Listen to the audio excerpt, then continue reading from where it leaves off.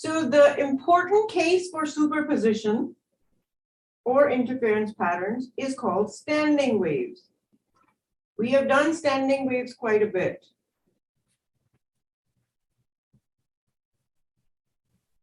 And standing waves are waves that don't go anywhere.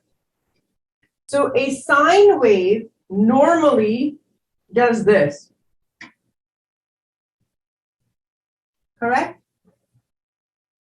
When a sine wave travels, it is called a traveling wave. Or it can also be called a progressive wave. However, what happens to this wave when it encounters a boundary it cannot cross? Exactly. It has to come back. That is called reflection. And when waves reflect, they interfere with the original wave that was coming in the opposite direction. Does that make sense?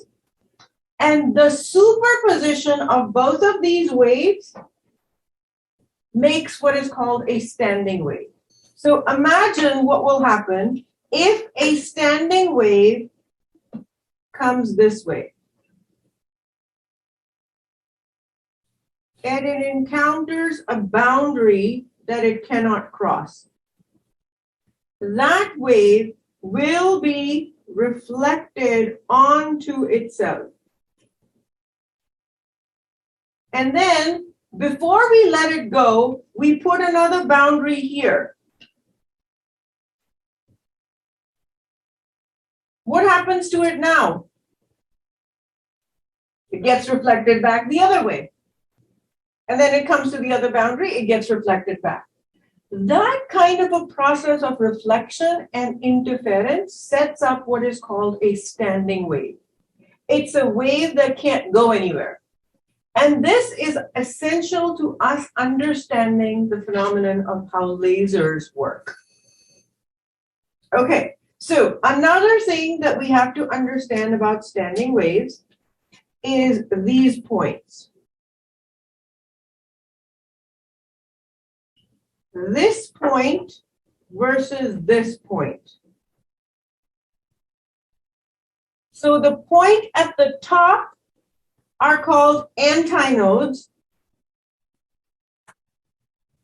and the points in the middle are called nodes. Nodes have zero amplitude. Antinodes have maximum amplitude. And another thing you should know is in these scenarios, when upon reflection, the wave suffers a pi phase shift. What that means is if it was coming a positive wave, it is reflected back as a negative wave. Another thing that you should know is standing waves will always occur as long as the amplitude of reflected wave equals that of the incident wave.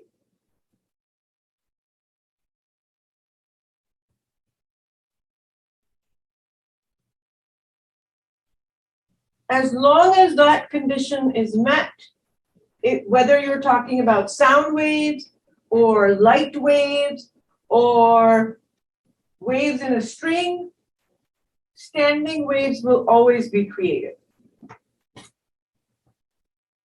So how does this help us figure out what lasers are? Okay, so do you see this picture that I have just drawn? If this was light, what do you think you need on both sides to reflect? Mirrors. There we go, right? So the same picture picture, when you think about light, requires mirrors for it to happen. Good? Standing waves will be created just like any other normal wave.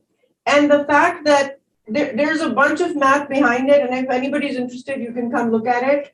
But the E net, just like we did here,